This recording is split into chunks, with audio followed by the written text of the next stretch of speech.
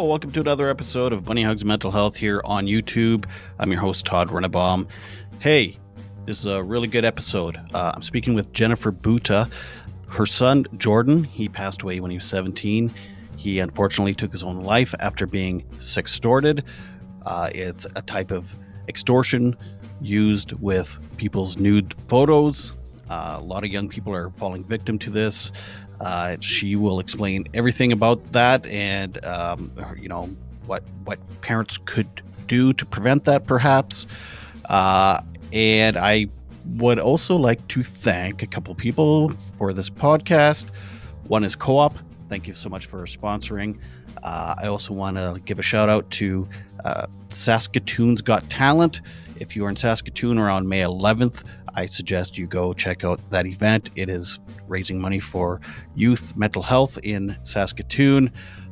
Make sure to like and follow and subscribe this video, all that stuff.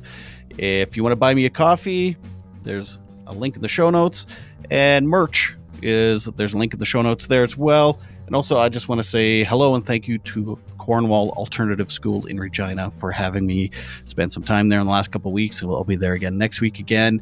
And if you go to www.cornwallalternativeschool.com, you can make donations to them and see all the wonderful work they're doing.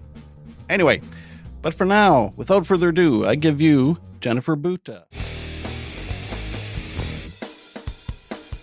So my son, Jordan, was 17 years old. He was a victim of financial sextortion. It happened over a period of less than 6 hours in one evening to early morning.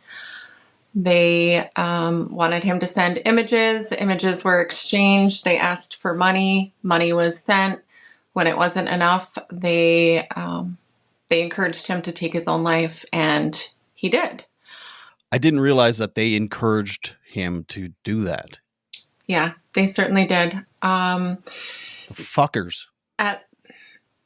There were a couple of things, I haven't been privy to the entire conversation yet because this is an ongoing investigation.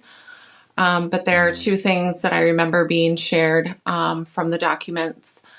One was Jordan, my son, said, "I'm going to take my own life." And they said, "We're going to watch you die a miserable death." Fuck. How long ago was this? This happened March 25th of 2022. Okay. And it's still in the courts. It's still in the courts. But they did narrow it down to who, like they found out who was responsible? Yes. They were able to identify and arrest 3 individuals in Nigeria who were behind all of this, communicating the money and such. 2 of the individuals have been extradited here to the United States. The third one is still in custody in Nigeria, as far as I know. Well, I mean, I hate saying this kind of stuff because it sounds so trivial, but I mean, that part is good, I guess, at least because I know lots of people that, I mean, they're like a ghost in the wind. Like, there's no one ever gets caught for the shit. Right. So, yeah, hopefully your family can get justice that way, at least. Yeah. Them being in custody or going through our legal process, it will never change the fact that I lost my son, that Right. He is no longer here. And whatever happens is justice for Jordan.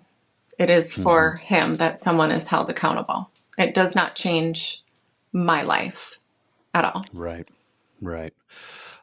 So I have a 19-year-old son. So our sons are the same age, and he is in university. He just moved away and he's living in dorms. And one day he called freaking out that someone was doing exactly what you're saying, but they had fake photos of, like, my son didn't send them any photos, but they just found some nude photos of someone and said, "I'm going to send this to everybody. If you don't send money or don't. I can't remember what their demands were.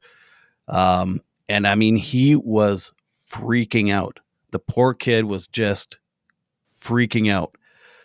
Things like that are scary for adults, but like when you're 17 years old, it's like everybody that on my contact list is going to see this and think it's me. And like, I mean, that's so embarrassing for someone that's 17 years old.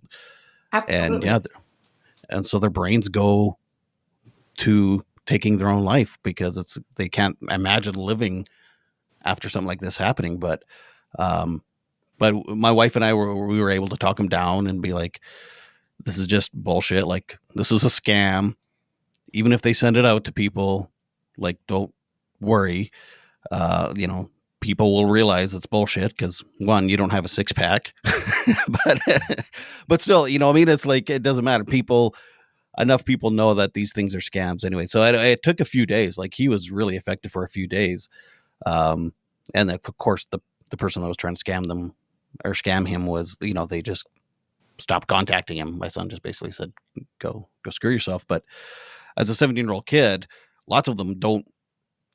I mean, oh man, it just I can't even imagine. Like, you know, like we grew up in different generations where this wasn't even a thing to ever worry about. Right. Exactly. Um, Ugh. I can't imagine being, whether it's 14, 16, 15, 17 years old, a kid in the middle of the night, and this is what they're doing, and the pressure never stops. And when the child is getting to that point where they don't know where to go, these people are saying, yes, you go ahead and take your life. And if you don't, we're going to make you do it because we're not going to let this pressure up on you. Right. And in Like Jordan's it's case, like they were building screenshots, they were building collages of Jordan and saying, we sent this to, or we're going to send this to so and so. So he may or may not have believed at some point that those images did go out. right. Yeah. Ugh. It's so gross. Like it's one thing. It's bad enough trying to extort money from someone or blackmailing someone for this. It's another thing to encourage them to take their life or make fun of it at least. And like that is so. Oh man, like it's making I just want to punch someone, and I'm not a violent person. I can't imagine how you feel as a parent, um, but otherwise, like Jordan was a healthy kid. Like he didn't have mental health issues or anything. Jordan did not. He was Mm. this happy go lucky, had a future in front of himself, getting ready to go off to college. He played sports. He loved his job. He was doing well in school, getting ready to graduate. He had his whole future sitting in front of him. Hmm. What was his job? I'm just curious. He worked at McDonald's and he loved it. I would love that too. I spent years trying to convince him to work at McDonald's and he didn't. And finally one day he said, I'm going to go work at McDonald's. And I was like, all right. And he He loved loved it. it. Damn. Um, there's a reason why, but the camera is like my neck down. It's because if you saw the rest of it, you'd realize I probably like McDonald's because I have a bit of a belly. But um, so as a family, how did you like? Did you know? Like, obviously, you didn't know right away why this happened, and then even then, I'm sorry, I'm kind of all over the place because I'm like. My empathy and my I'm just putting myself in that situation, and when I get like that, I find it hard to ask questions. How do you make sense of what happened once someone found who found Jordan first? um, Jordan's dad found him. Okay. Jordan was at his dad's house after I had contacted his dad because I was like, there's something wrong. Jordan texted me in the middle of the night and said, Mother, I love you. Oh. And I woke up to that text and texted him back, and Jordan didn't respond to me, which Jordan always responded to me, always. And when he didn't respond, I sent another text knowing that he would be up for school. He would be heading out the door. He would text me back, no doubt about it, but he didn't. And then that's when that feeling came over me. And after talking to Jordan's girlfriend and asking if he was at school, she told me no. And I reached out to Jordan's dad and said, "Is he at your house?" And he found him then. And so that first initial knowing that he was gone and that he was like, I'm assuming you guys realized it was self-inflicted right away. It wasn't like a mystery or anything. Okay, Yeah. so then how did you make sense of that right away at the first initially? I didn't. I spent a good 24 hours saying, what happened? What happened to my child? I had seen him the day before. I had spoken to him that evening. We had even FaceTimed from the grocery store. What happened from the time I last spoke to him until whenever this event took place? And I didn't have any answers for about 24, maybe 72 hours as to what had actually occurred that night. And I'm assuming police or somebody started investigating and they started finding the messages. No. Actually, they just ruled it a suicide. Oh. What happened is one of the people behind the Instagram account reached out to Jordan's girlfriend, and she contacted me to let me know that that happened, and I turned that over to law enforcement. And law enforcement then said, "Hey, the FBI just put out, a press release or a notification the day before about sextortion. We think that this is what it is, but there's nothing on your son's phone. We have to get this conversation from Instagram." Oh, okay. So it's through Instagram Messenger or whatever the hell they call it. Yeah. So what did the people that contacted Jordan's girlfriend that were behind it, what did they say to her? Were they just trying to get money out of her, or were they like, "Hey, I think your boyfriend did something"? They tried to get money out of her. What the fuck? Yeah. They, Oh my fucking God. I think they were like, "You guys want to cooperate with us," or something like that. Do this our way. And, she didn't. Oh my God. Oh my God. Okay. I'm trying to, it is so, it just drives me crazy. Holy shit. Like I try not to believe in good and evil, but that's pretty fucking evil. I'm sorry I'm swearing too. I don't normally swear this much No, too. you're good. But if they had not contacted Jordan's girlfriend, I might still be sitting here today asking what happened. Right. They kind of shot themselves in the foot in a way. Yeah. So I'm grateful that they chose to do that, because it gave us an answer as to, what happened to Jordan. God. So what were they saying and what were they doing? Like, how was the conversation with Jordan? How was it initiated and stuff? I'm just thinking for like young people that might be listening, that It, how to, recognize what's happening. it was just a direct message that said hey or hi to start out with. And it was like a pretty girl or something? It was a Or? pretty girl. Mm-hmm. And I think it's important to note that it was a hacked Instagram account. Oh, okay. It was actually a hacked and purchased Instagram account. So these people purchased this account. Gotcha. And used that. It looks like a girl to be about the same age as Jordan was. And they just, hey, what do you like to do? Where do you live? Maybe we even have some of the same friends. And that went on until they asked for an image. And the moment that an image was sent, that was it. that was it. The extortion started and the pressure just kept going.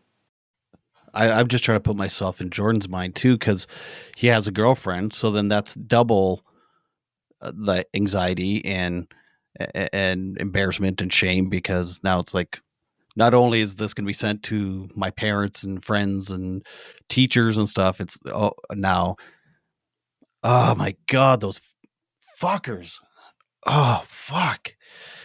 And it drives me crazy because you were not the only, it's not like this is a rare occurrence. A case happened in Canada like this years ago. Uh, and it's just still happening. It's just, It is. It's still happening. I get messages all the time from people. And I got one last week that this happened to another child in the United States. and they took their lives And too. they took their lives. And in this situation, the parents didn't know for a month what had That, happened. oh, I see. They knew their child passed away, but they didn't know the circumstances. Correct. And now they're trying to navigate that process of what do we do next, to try and find the people behind messaging their child. Right. And so I do another episode a week. It's called Mental Health Headline Hot Takes. This is kind of how I found you. Actually, was I was looking different articles and stuff, and Mark Zuckerberg was just recently in front of the whatever the hell it is, the Senate, or Senate. I don't know, Yes. and he was saying how social media is not bad for youth's mental health. Were you part of that? Were you there? I was not able to be there, but I was Oh, okay. watching Oh, okay. and listening to parts of it that day. Yes, I Okay. I Because I heard know that. some parents were there and they were like, "Hey, pal, this is what happened to my kids," and he did apologize, but it's it's very contradictory that, you know, He did apologize. He also said that with proper parenting, children don't need restrictions on his applications. oh Um, my God, this fucking guy. and those are the words from his mouth. I wrote it down. I had someone else send it to me. I mean, I am not a perfect parent, but I did okay raising my son, and what happened to him had nothing to do with my parenting skills.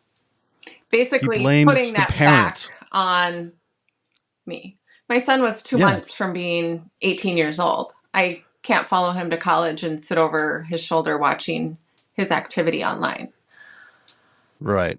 Well, it's not parenting in the now; it's how you raised him. Probably that's what Zuckerberg is saying.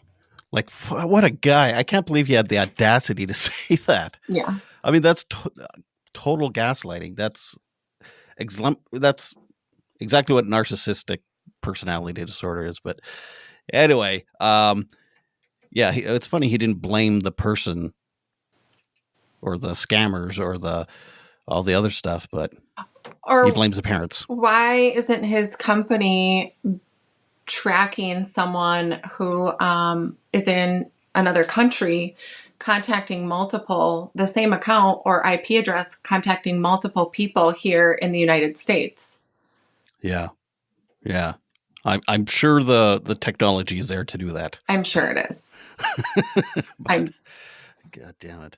yeah, And even as a middle aged man, I get messages from random accounts all the time. Like, I fish them a little bit sometimes too. I play along, and then I tell them exactly where to go and what to yeah, do with themselves. But I've never encouraged anyone to take their lives. But no.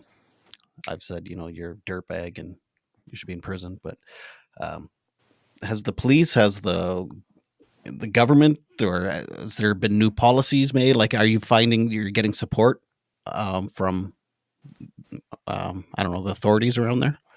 Um, obviously our local law enforcement, our FBI here has been heavily involved in Jordan's case and bringing it to where it is. Huge support in all of that. legislatively with anything to change social media. There are some bills sitting in committee. One of them is called the Kids Online Safety Act, or COSA, that has gained huge support within our Senate. Even I think the majority of senators are in support of it. So at this point, it's about bringing it to a vote.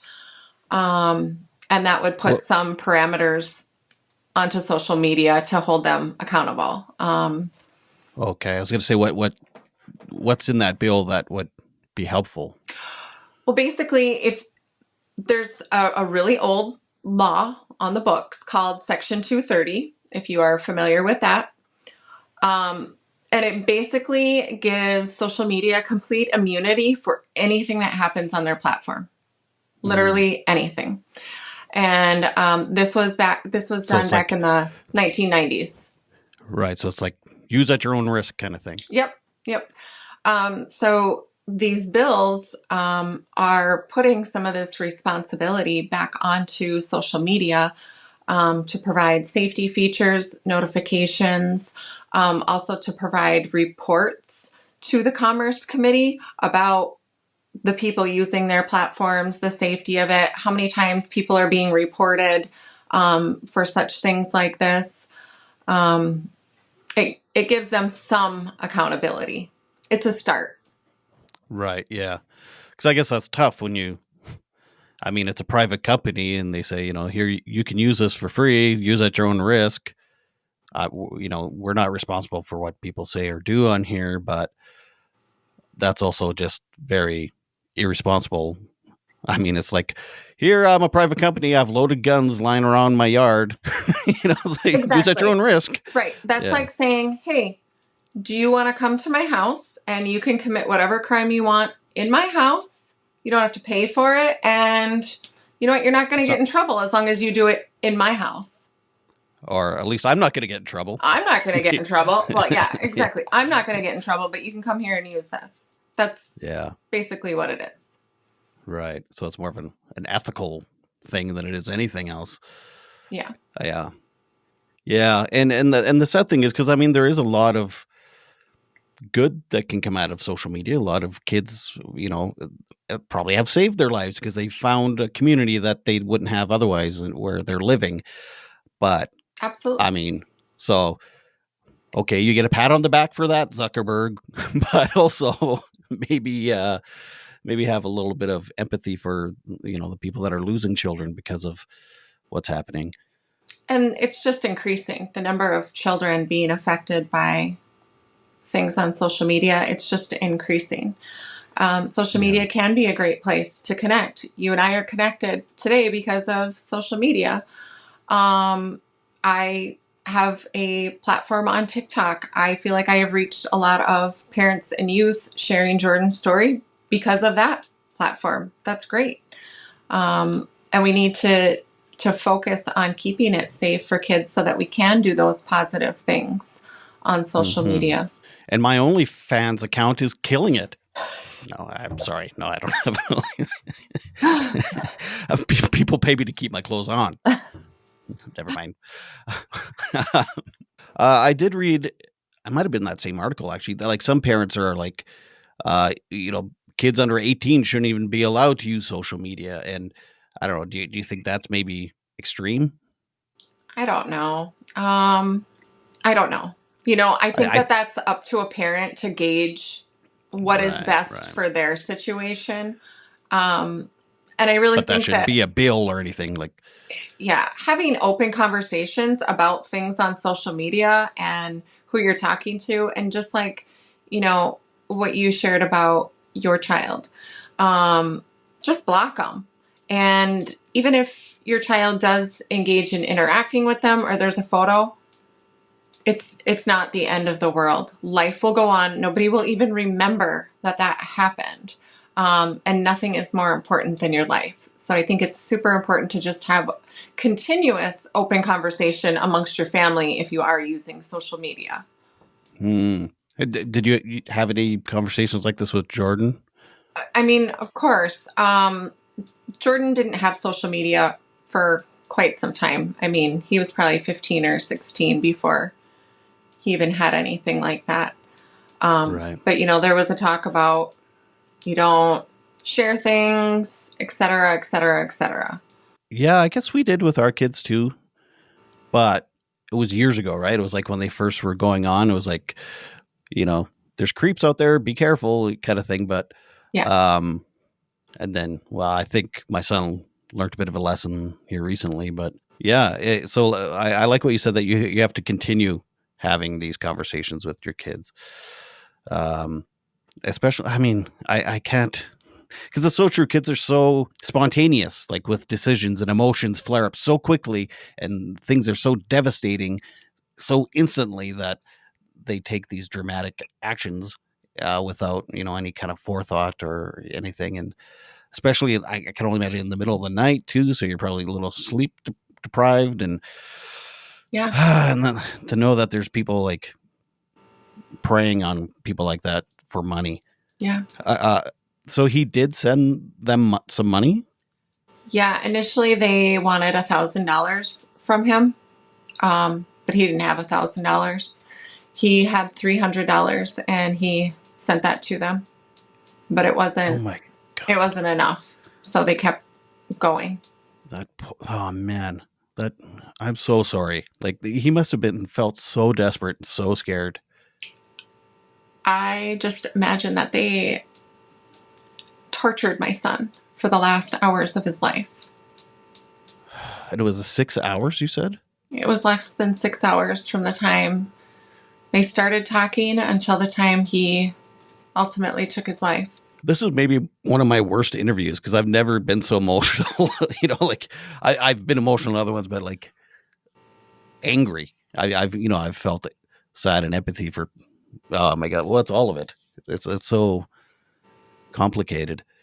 Uh, do you have other children? I do. I have two daughters. They're younger. They're 3 and 5 years old. Oh, I see. So they were 1.5 and 3 when this happened. Right, right. No other kids of age to be on social media? No. Sorry if this is too personal, but is this your husband's only child? Um, Jordan was the only child of his Your dad and I. relationship. Yes. Right. Okay. I see. I And see. then Okay. his dad and I each have other children from another relationship. Do you think this is going to affect how you raise your younger children? 100%. For a couple different reasons. As a parent, you never think that you will have to lay your own child to rest. Mm-hmm. And now that that has happened to me, I realize that my children aren't untouchable. The world is an evil place. You know, Jordan used to do things like ride his bike and go off places by himself at a very, very young age. My daughters, I don't know when they'll ever be able to do that. So I'm probably very overprotective of them at this point. And then they could be in therapy in 30 years saying my mother was too overprotective. Right. I mean, I'd rather them be in therapy saying my mother was too overprotective to my mother let us run amok. And Yeah. so, yeah, I guess you better safe than sorry. But also, parenting is so hard, man. All right. There's no manual for this. For this No, situation, there's no manual. it's true. It's like even when my parents were little compared to their parents, like there was TV kind of was more introduced, but I mean, yeah, that was kind of it. Like Yeah. the generation from our generation to our children's, so much technology, so much more stuff to worry about as a kid in high school, and we don't know how to deal with it. That we might not even know about. Right? Yeah. Right. Yeah. You know what? This scam of financial sextortion, this is like the flavor of the day. At some Hmm. point, there will be a new scam. So That's right. it's just about being vigilant, having relationships, open conversations, because at some point right? The people that are doing this, they're going to say, oh, wait, they've caught on to what we're doing, so we're going to do something else. Mm-hmm. And to use, well, I try to tell my kids, use critical thinking. If it feels, if that all one hair on the back of your neck stands up a little bit, don't continue on with whatever it is you're doing online. Like if you get if your spidey senses are tingling, just eliminate that conversation, eliminate that person. There But, was just another case in Canada. Are you aware of that? This happened to, and they found the person in Nigeria as well. No. Yes. And again, the kid took their lives. The kid took their life. Yep. I believe they did. Yeah. Even if they didn't, it's just so fucking evil. Like, how often are they successful that they think this is a good idea? And I mean, I just can't. So yeah, I've been trying to put myself in everyone's position. I can't put myself in these scammers' position in their mind. Like, what the hell's going through their goddamn mind? Well, nobody has ever been caught, right? No When one. these things have happened, I mean, it's just financial. They're in another country. No matter where it is, we can't do anything about it. So it's really it's been a faceless crime. Now, in Jordan's case, this is the first time that someone has ever been arrested and extradited here to the United States for this crime. So this is new territory for everybody. Yes. Okay. I hope that sends a message to the people who are engaging in this activity that you're not just someone on the other side of the computer. You can be found and held accountable for the things that you're doing to kids. Yeah.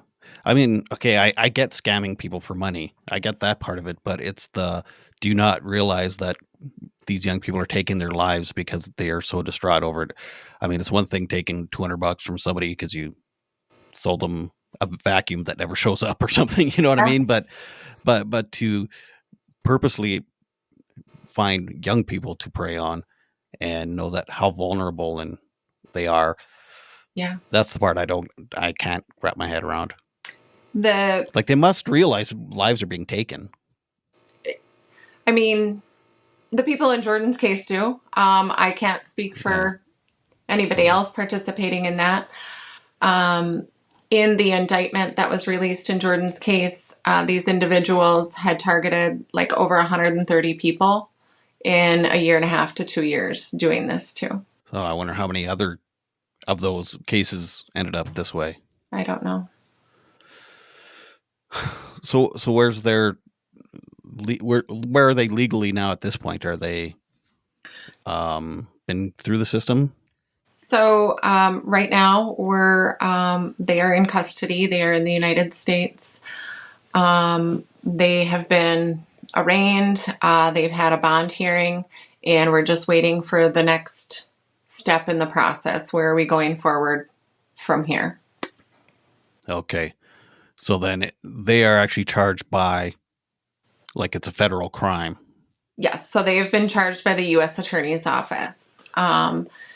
Two of them have 3 charges. One of them has the same 3 charges and an additional charge, which includes causing causing the death of Jordan. Is that the one that's still in Nigeria? No, that one is here. Okay. There's 2 brothers here. Oh, it's a family operation. Cool. Fuck. It's that time again for that Somebody Special segment where we chat about who cooperated in your mental health journey and helped fill your emotional tank. Brought to you by Co-op. So this is a segment where you get to give a shout out to someone that's been in your corner when you've needed it. There are so many people that I could thank that have been there for me over the last couple of years. But my best friend, Christina, she has been there through texts, tears, phone calls. We grew up together as little kids, just a few houses down from one another. And, you know, she's my person. She's my go-to. And I love her to death. Ah, good. Well, there you go, Christina. You've been mentioned on the internet. This has been another Some Bunny special brought to you by Co-op. How's Jordan's girlfriend been? Because I can't imagine being a young person either and losing someone that you're that close to. You know, we live in a pretty small community, and when this happened, I mean, it really affected everybody. Jordan was pretty well known and liked.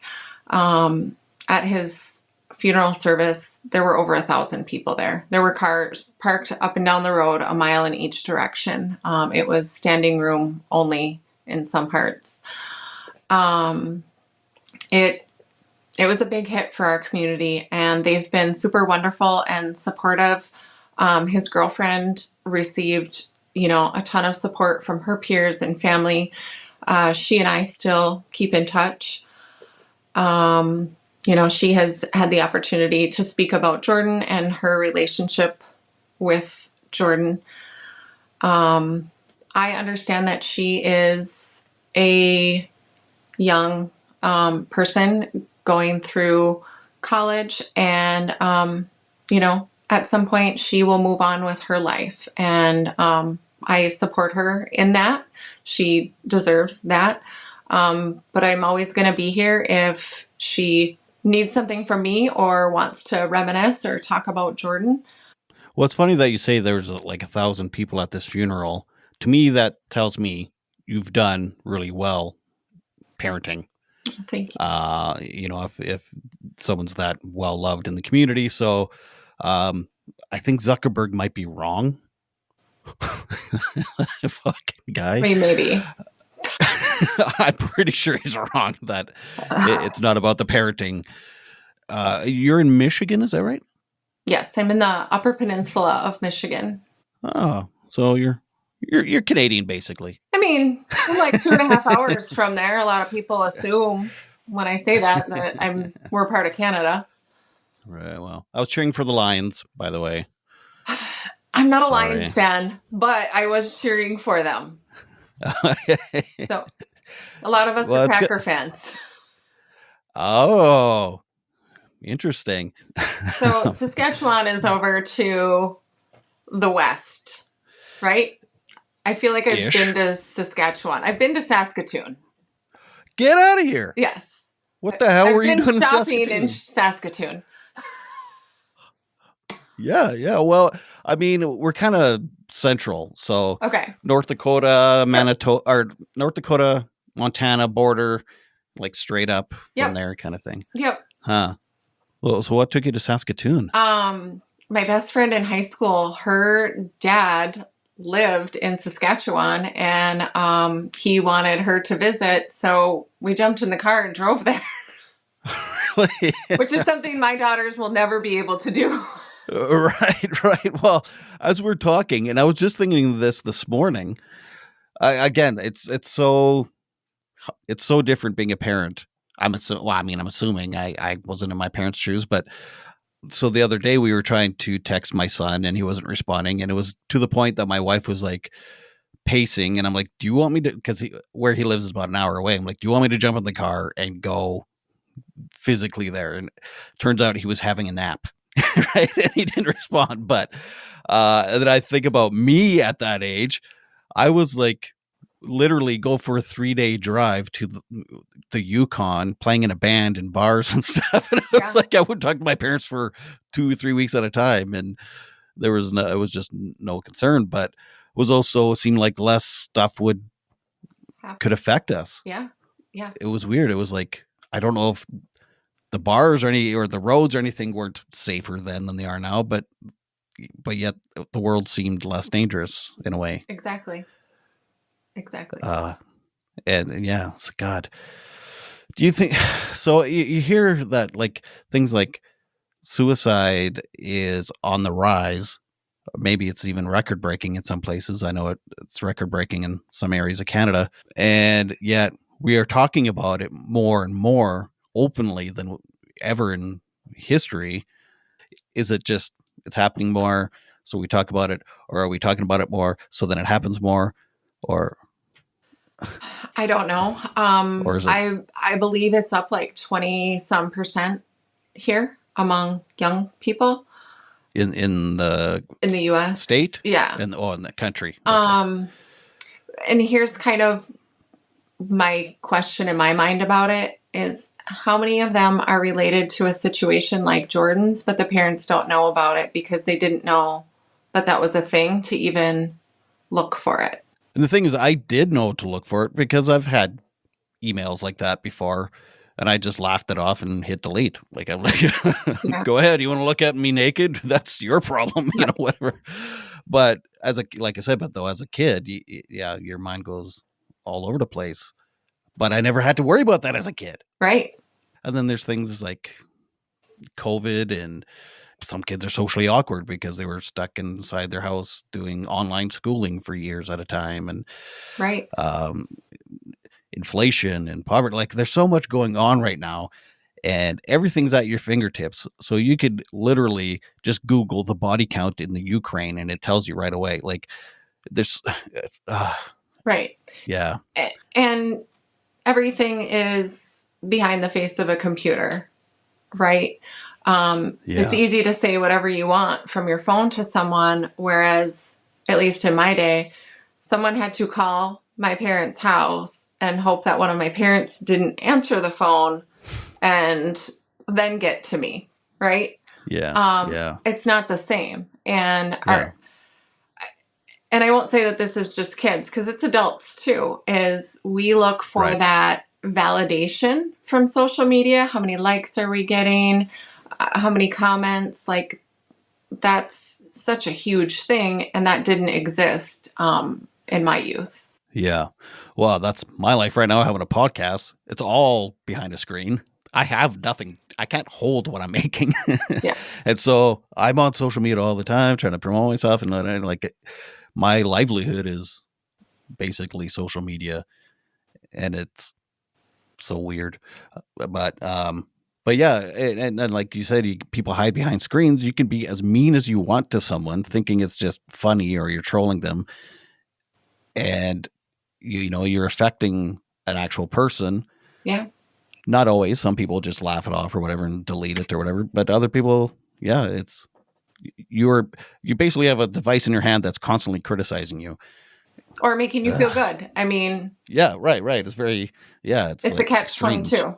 Yeah, there's no there's no just consistently just living life anymore. It's constantly extremes of validation or criticism. Yeah. So what do we do? What do we do, Jen? I don't know. Like I said, as parents, have conversations about open conversations, continuous, not just one time when your kid is 14 and then you think that they got it. You need to have it today, tomorrow, next week, on and on. Mm-hmm. I try to be conscious to put my phone down and be present when my children are around because they deserve my attention. I mean, I myself get caught up in it. It's easy to, right? Absolutely. And I'm trying to use it for good. Sometimes I wish we could go back to the old days where we just played outside until the streetlights came on and Mm-hmm. that was it. And Like you said, things are changing so quickly from one scam to the next scam to like what's going to affect our kids on social media to the next thing that it's just our mental health systems are basically triage centers. There's no how do you prevent something that you no, can't even come up with that it's going to be happening in the next 6 months to a year, the next trend, the next whatever. right. Uh, And I don't hmm, know what your systems are like in Canada. I know going terrible. back to, you know, even pre this happening to Jordan, getting in to talk to someone was impossible. It was Yeah. 6, 9, 12 months wait time to even speak to someone. And in a lot of circumstances, when you are needing to speak to someone, it can't wait 6, 9, 12 months. It's right now. Well, there's the 988 number. Is that new in the States or has that been around for a while? That came out In 2022, I think the end of 2022. Yes. Okay. It just came to Canada. Well, there's been parts of Canada have it, but it's just been widespread for the last 2 months, I think. There's another one So. called Dial Help, I believe. There's also, we have the kids' help phone too, Oh, which okay. is kind of a similar thing. So, I mean, again, it's like kids, or parents who are listening, whatever, if you're in this situation, because I know just how impulsive kids can be with decisions, if you could just plant that seed, like, hey, if you have this choice that you're going to make, just quickly think of this 988 number. And Yeah, like, even if, and like I said, even if someone does share your nudes with somebody, this too shall pass. It's not absolutely. a forever feeling that you're going to have. It doesn't last forever. Right. And I mean, I've done some really stupid stuff in the past, and here I am. Yeah. It's just a moment in your life that you Yeah. won't even remember about. I don't remember a lot of stuff I did back in those years. It doesn't matter. This is my now. Yeah. But I definitely remember that kind of thinking as a kid, though. Like, For sure. my life is over because the girls in my class saw me in my underwear running, whatever. It's like, oh my God. But this is even more extreme, right? And then for like 6 hours of basically, like you said, torture and pressure and manipulation. And I don't know the full conversation of what happened. I mean, there are tiny excerpts that have been released. Why won't they release it all? Because it's As a still parent, ongoing. The investigation is still that must be ongoing. so frustrating. And That that's must be so frustrating. all I have wanted from day one is I want to know what they said to my son. And someday, Yeah. I think at the end of all of this, I will get to see it. I mean, what's worse, do you think? What they said and what they put your son through, or the not knowing of what they put him through? You know what I mean? Not knowing, Yeah. not knowing. Yeah. Jordan and I were super, super close, super close.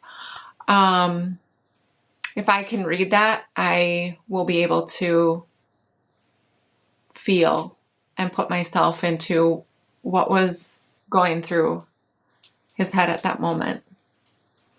And you want, oh God. Do I want to? That's, No. yeah, I know. That's the thing. As a parent, it's going to be, I have to.